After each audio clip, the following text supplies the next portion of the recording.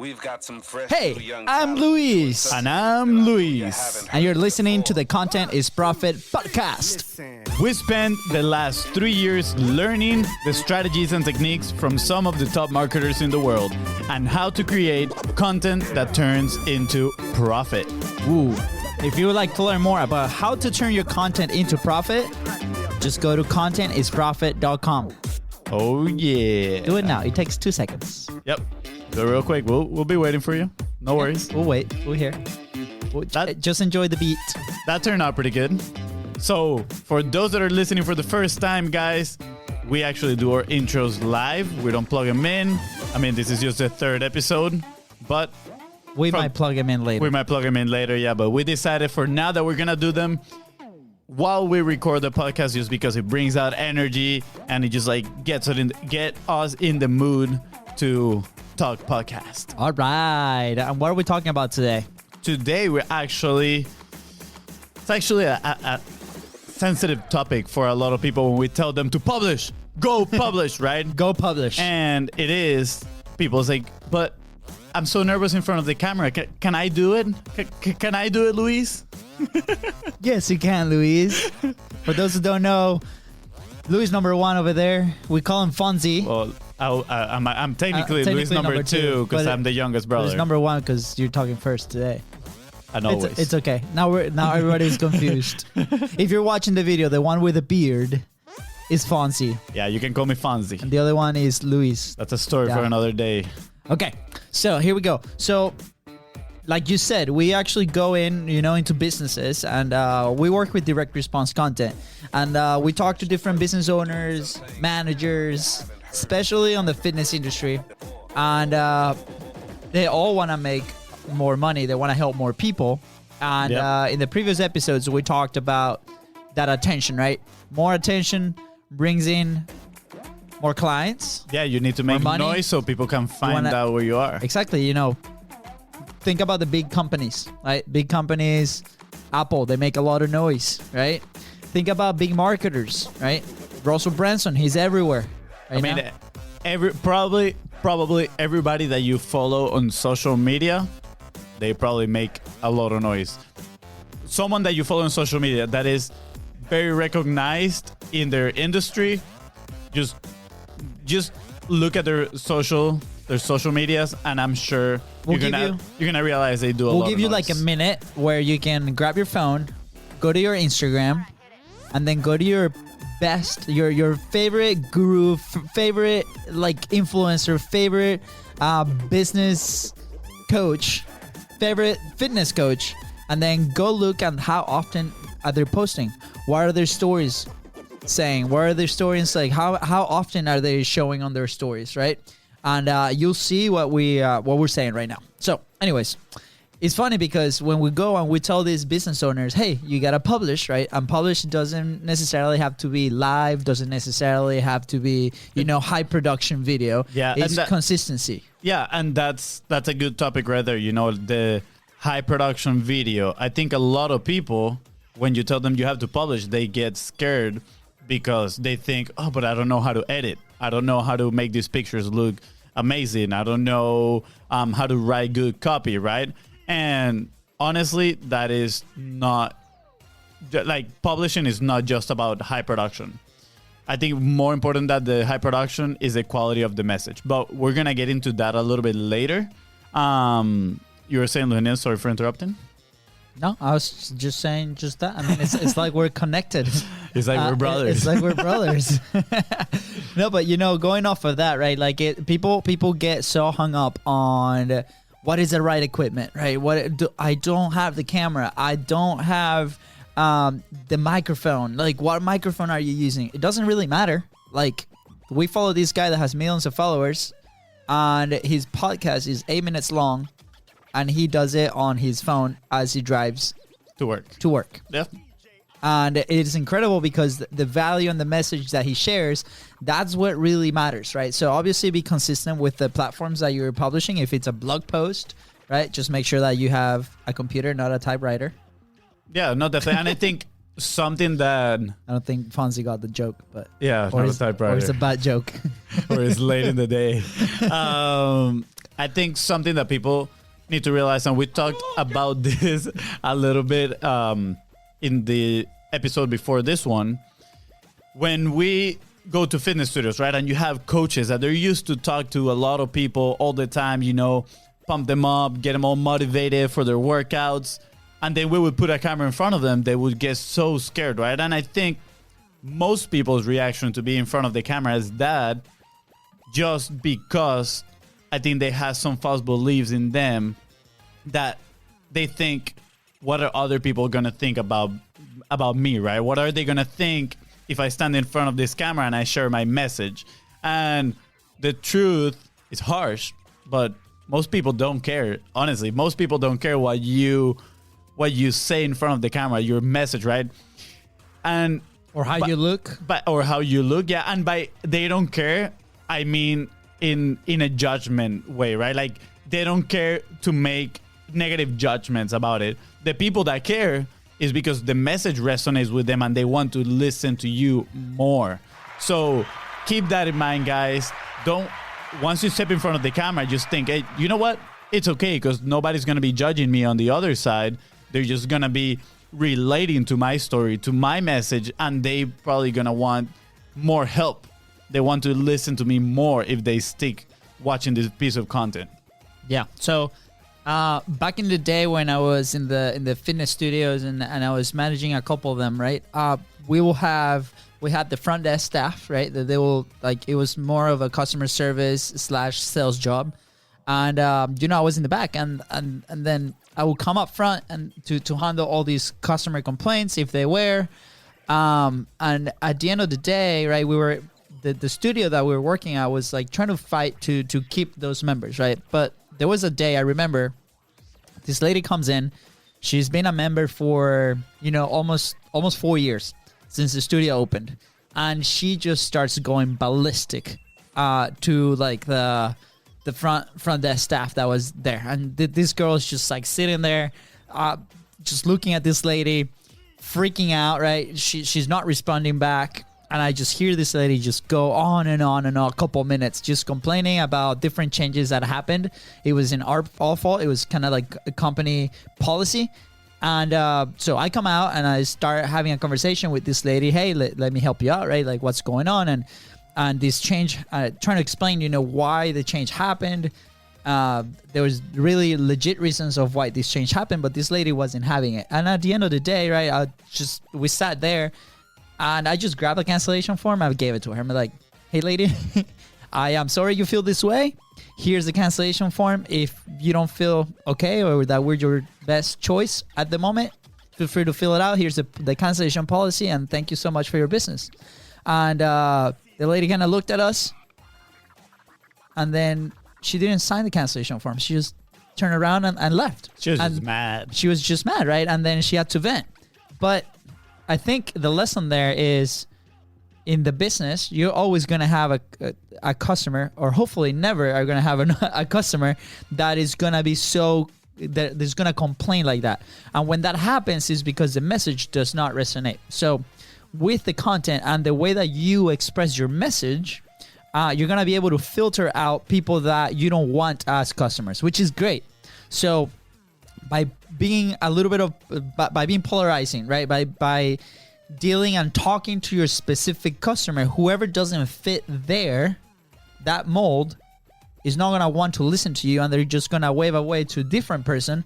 But then the people that listen to you are the ones that you want to deliver value to, the ones that you want to do business with.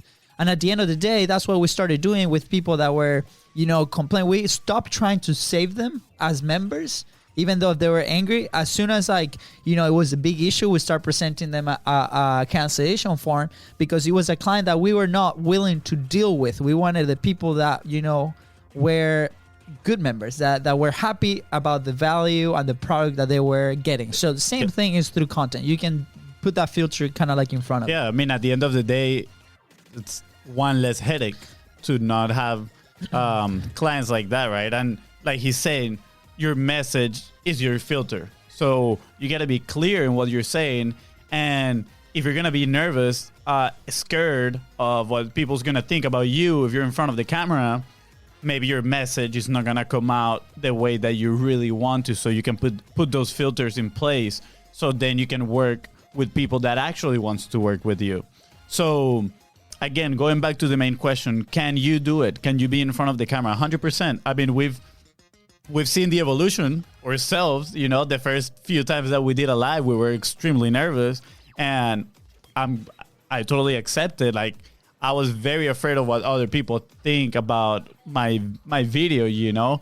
Every time I would see the notification, someone popping in, like, please, like, you got a new viewer. I was like, I wonder who it is, you know, like, do I know this person? Like, oh, what are they going to think of me? And it's totally okay. Honestly, I found out about some of my friends that they are interested in what I'm doing. I was like, oh, that's pretty cool. You know, that's pretty cool. And the other day I was talking about this book that I've been reading, and some of my friends just pop in there, and he was like, you know what? Like, I recommend you this other book. You should go read it. Like, it's going to help you out so much. And I was like, man, that is so cool. That's amazing. So again, put those filters. Don't be afraid. And you're going to receive the feedback and the clients that you actually want to work with.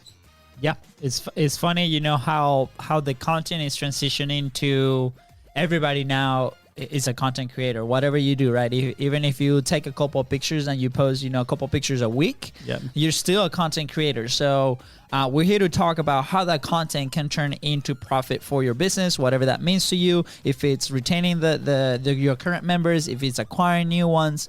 And like we said before, content is not just on social media. Content is also email marketing, right? Content is also the blog posts that you do. Content is also, you know, any kind of anything that you put out there that has value to you for your dream customer. That has value for your dream customer, and it makes them stop in their tracks and engage with it, right? Engage with it in maybe reading about it, commenting on it, or sharing it with other people. So that's what you want to create with your content, right? We don't want to just randomly make noise and just feed a bunch of content there that people just gonna scroll through, right? We want to make content with purpose, with a set intention, so we know that people that's gonna watch that content, it resonates with them, and we are actually offering value up front, so then we can actually ask for either the sale or the call to action, right? We want them to take an action right after they see that important piece of content, because they're gonna be in the right mindset of, wow, this person can help me. You know what? I think, let me give it a chance. Let me give it a try. Do you remember the first time you went live? Yes, of course. It wasn't that long ago. But I remember your first time that you went live. Tell about it. Tell us about it. Are we talking about the Boise? Yeah, Boise. Boise. So, you know, I was actually one of those people that, like, I was terrified of going live on Facebook, especially because a lot of people now, you know, open their Facebook and they kind of filter it to the people that they want to do business with. And, you know, they join these communities, which is great, right? But then their message kind of resonates because they're like that. So I never used my Facebook that way. My Facebook was all my personal friends from, you know, probably 10, 15 years ago when the platform started. And honestly, I felt like I didn't feel comfortable saying that stuff, because I was scared of being judged, right? And as we started to learn about the content and marketing and all this in the last 5 years, we came to understand that actually can work in your favor, like what we've been saying in the last 10 days. So we went to these awesome 3-day immersive conference with a group of 70 other like business owners, and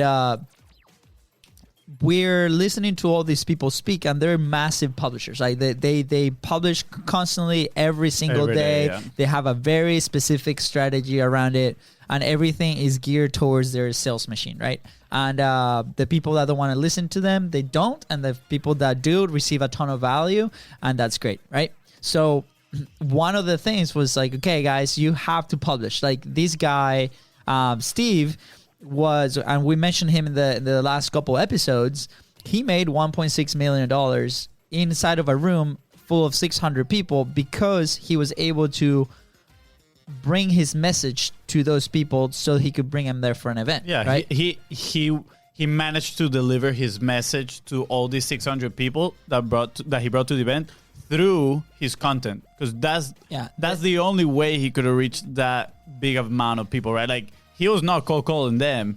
He was consistently publishing intentional content, right? It had a purpose. It had an objective. And he managed to bring 600 people to his event. I think it was Memorial Day weekend also. Yeah, so it was like a holiday. It was a holiday. And it was crazy. It was sold out. And this is a guy that has been in that business for a year and a half. So to us, that's very impressive that in that short amount of time, he was able to make that much impact. And now, we're part of, his group. And in one of those sessions, they're like, okay, everybody now, all 70 of you have to go in and stand up, go any place you like around this area and record your Facebook Live. And I was like, holy moly. I'm like, okay, this is the first time I'm actually going to do this. But, because we're starting to do this, we have to practice, what we preach. And I did not go on Facebook. I actually went to my Instagram and started talking. And I thought, okay, I'm going to do this really quick, like a minute. And then that minute turned into 2, into 3, into 4. And then I ended up talking almost 7 minutes, which was crazy, right? And I was talking with intention, right? Because we were building this program, which, by the way, launches in February 10th. It's a 6-week masterclass. Awesome. On how all this frameworks and how you create massively distribution for the content with your purpose, right? So if you're interested, you can go to contentisprofit.com and drop us your email, your question, and we'll help you out. But anyways, so at the time we were designing shameless plug, and we were kind of designing, that program. And I was like, you know what? Let's go make an offer. And I talked a little bit on how we got there. And to my surprise, I got a ton of people at the time tune in, right? And the feedback was great. They saw the real Luis. They saw how vulnerable I was, because I was explaining how nervous I was to do this thing, like live on camera. And the response was great. It was just great feedback. I did not sell anything there, but the purpose of the exercise was just to get it out there. Just to get confident in front of the camera, right? Like, and something I think we mentioned this when we started doing our 45 live challenge. As we were doing it, you start gaining a little bit momentum, a little bit of confidence, and it's a little bit addictive. You're like, oh man, like, this is cool. Like, this feels good to be in front of the camera, just being yourself and sharing your message with other people. Yeah, because like we said, if you craft your message the correct way and you're clear and you know who you're talking to, it's going to be really simple, because the people that are attracted to that and that they need that solution are going to levitate to you. Right. And they're going to provide great feedback and they're going to ask you for more, which is great. And it's addicting, because now you're in a position that you can deliver so much value to those customers. Yeah, no, definitely. And just to go off of that, when we started our own business about 3 years ago, again, we told our individual stories, right? My brother was very busy with his job, and I was just kind of like trying to figure things out. And honestly, we heard it. Back then, we heard, you need to publish. You need to start publishing content so people can hear about you. Yep. And you can do more business. And I always had that in the back of my head. And every single time I'll be, I'll start next week, or I'll start next month, or I'll have this content calendar, right? And then I'll do it. But I would always find an excuse not to do it. I would always say, oh, no, I don't know. I don't have the time to create this piece of content, or I don't have the time to edit. I don't know how to edit video, X, Y, Z. I would create so many excuses that it holds us off for about 3 years, right? And again, we gave this a stat last episode. The average person spends about 2 hours scrolling through Instagram or Facebook, just on social media, every single day, and making a Facebook live video, an Instagram live video, or taking a picture and writing a caption. That can take, I don't know, 5, 10, 15 minutes at the most, right? And when you look, the time that you spend consuming and the time that you spend creating, I think we should balance those out, right? It should be maybe the time that you spend consuming. We are fans that you should spend more time creating than consuming, but we know that is very difficult and taxing.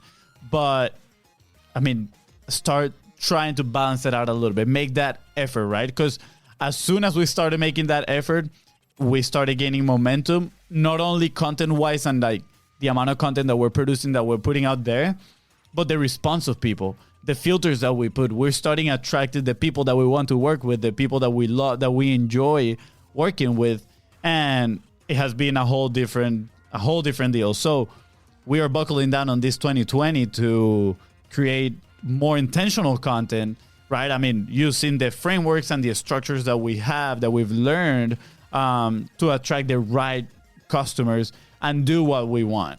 Yeah. So, to go off of that, right? Like when we sit down with our clients, most of the time is, hey, I don't know what to say, right? It takes me so long to figure out what I'm going to say every day, right? And some of the structures and the frameworks that we have, we could sit down for 30 minutes and figure out exactly, the main topics that you're going to talk for the next 6 months, 7 months, 8 months. It really depends on how long is that session, but normally it takes about 30 minutes and we get good 6 months of content as far as like the frameworks and the ideas that we want to share. And then after that, there's a distribution process that you can do, but that distribution process can get really complex. So what we said is like, okay, just like we work with also sales funnels, right? And we say, okay, what's the minimum, like the minimal viable funnel? Minimal viable funnel to make a sale. Just make it as simple, bare bones as possible, right? And very easy for people to make that purchase. With content, how does that look like, right? The minimum viable content. Pretty much, yeah. What are the minimum amount of steps you need to take so your content is published, right? So from creation to already published in the platform of your choice, what are those minimal steps that you need to take? Yeah, so it's funny because, and I'll tell you exactly what that is in just a second, but like we recommend people to go look at other people that they admire on social media and that they like what they're doing. We can call it content hacking, right? They go hack that person and see what they're doing. How many times are they posting? What's the type of post? How are they publishing? What are they writing about? So then they can model after that person. And then what comes after is like, oh my God, like I'm so overwhelmed because they do publish a lot. And most of these people have teams behind it. So what we did is like, okay, we designed the minimum viable content, which only was a Facebook Live. That we started as a Facebook Live, and then a couple of days after, what we did is that Facebook Live, we downloaded it, and then we just published it on LinkedIn, right? And that's it. And the challenge is for 45 days. We have data for the first 26 days, and we talked in detail about this in the last episode.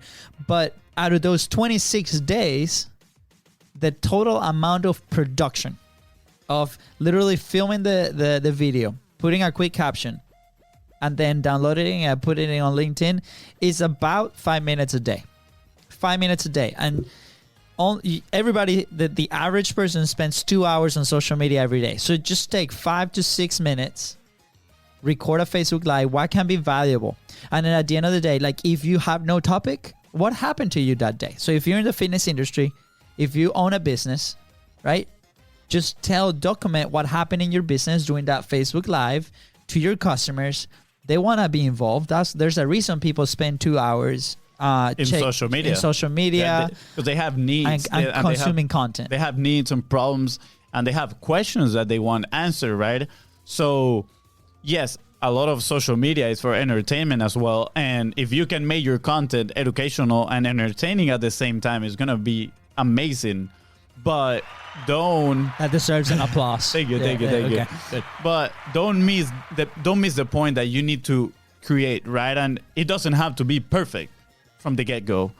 It just needs to be done at first, right? Ready, fire, and then aim. Just start doing it, and as you go and you progress, you're gonna get better, and you're gonna start getting these frameworks and this, like the actual sales psychology behind some of the content, and you're gonna start applying it to your business, and it's just gonna evolve automatically. Yeah, I mean, funny story, and for the last couple minutes that we have here with you guys is when we decided to actually launch a podcast, we got caught into that black hole of like, what equipment do we need, like what do we, and this is why you see this whole like gig of Oh yeah. of like equipment, the mics and the platform that we're using to record this podcast. But the only thing that you need, honestly, for that podcast is your phone.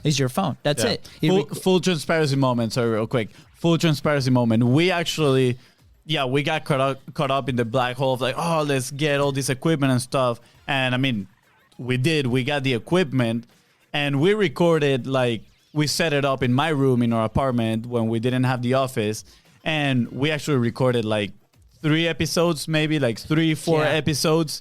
We never published them. They're probably as bad as this one. We never published them. And then we didn't use the equipment for the longest time. We didn't use the equipment for months. We had it sitting there in my room, getting dusty. And then when we moved into the office, we brought everything, we set it up, got a little bit dustier, and finally we're like, you know what? Like 2020, this is the month where we gotta buckle down, start producing even more content, just move a little bit. We feel comfortable now doing the lives. Okay, let's now take on a little bit extra challenge, a step forward, and do the podcast, right? But again, full transparency, we had this, but we didn't use it for months because we like the confidence, not the equipment. Remember, it's the message over the quality of production. Yeah. So to summarize, right, and kind of wrap up, a lot of the internal issues that we see when we deal with different clients is time. I don't have the time to do it. The confidence. I don't feel comfortable doing this. Yeah. Do I need the equipment? I don't have any of the equipment, right? Yes. And we're going to talk a little bit more about the equipment on the next episode, but you can do it. And the only way to overcome that is to actually do it. The only way to gain the confidence is to actually do it. Think about when you're a kid, right? You try to walk and you fall every time, and then you get up again, and then you keep trying. Oh, yeah. So go back to basics. And don't overthink it. If you want to do something very quick, very simple, just do a Facebook Live telling what happened in your business that day. And then at the end of the video, just throw them a little bit of an offer, send them somewhere. If you have a landing page, send them to that landing page. If you have a phone number, send them to that phone number, and you will see how the magic happens. So if you want to see the results of our 45 Live, just go watch the last episode. Yep. Because we say exactly after 5 minutes a day for 26 days that we have data from how much money we made off of that. So it's not just about the money, but what are those benefits? Yeah. And the message, the impact, and the purpose that you put behind your content. But thank you guys. Thank you so much for... Are we Gucci? Yeah, I think we're Gucci. Is this my cue? That's the cue right there. Thank you guys so much for hanging with us. And if you like it, feel free to like, share, and go to contentisprofit.com, and we'll see you next time. See ya. All right. Bye, guys.